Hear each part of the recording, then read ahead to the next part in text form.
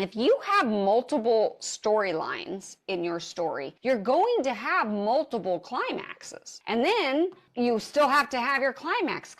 You can have this storyline have a climax and even a resolution and still have to satisfy it here for this storyline and then here again for this storyline. And so you have to figure out which storyline ultimately then becomes most important and which one kind of brings it all together or which one it's hinging on. It's a tricky thing to balance that because you can't always bring it together at the same time. Sometimes those other ones are going to resolve sooner. So I talked about this in the course, how you have a hierarchy, if you will. You know, first you've got to get across the moat, then you've got to fight off all of the minions, then you got to scale the walls of the castle. Now you've got the more personal fight with the king's guard. Then you get inside and you've got his personal guard. You got to get past them, and then finally you can fight the king and save the princess or whatever. And that's the climax.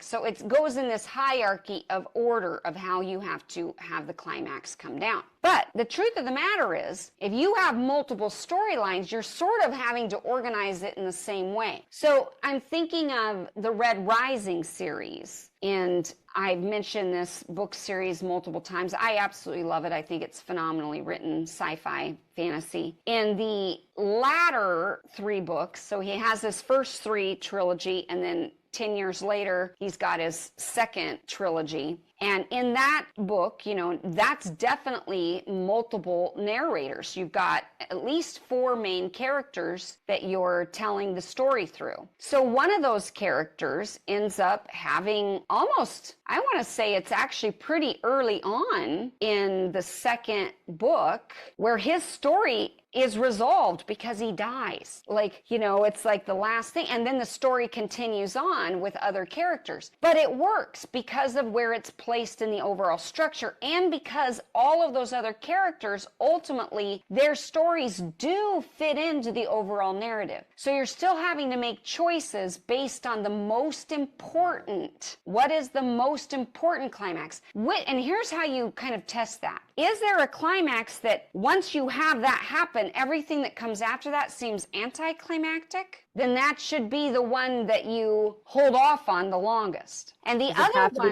Does it have to be the main character at the very end? Yes, I think so. Absolutely. Your main character should be the main storyline that you're the most invested in. Typically speaking, it will be anticlimactic if you have your main character's climax and then you have a minor character. And just for practical reasons, it doesn't look like it's going to work that way. So I don't know. Yeah, okay, well, there's, you know what? Generally, this is a general rule of thumb, but there's always exceptions. And what's the acid test? Does it work? So write it the way you have it in mind, Leslie, and then we'll see later if it works. And if it doesn't, I'm almost positive I'll have some suggestions as to what you could maybe do to switch up the order or make it work a little better. But hopefully that will work. It might. The real point is that when you have multiple characters, you're going to have multiple climaxes. They're not always going to hit at the same time, so you still have to make a decision of hierarchy. Which one should happen first? And generally speaking, you're looking at the storylines that add tension, suspense, trouble to your main character storyline. How is it going to play into whatever happens to them?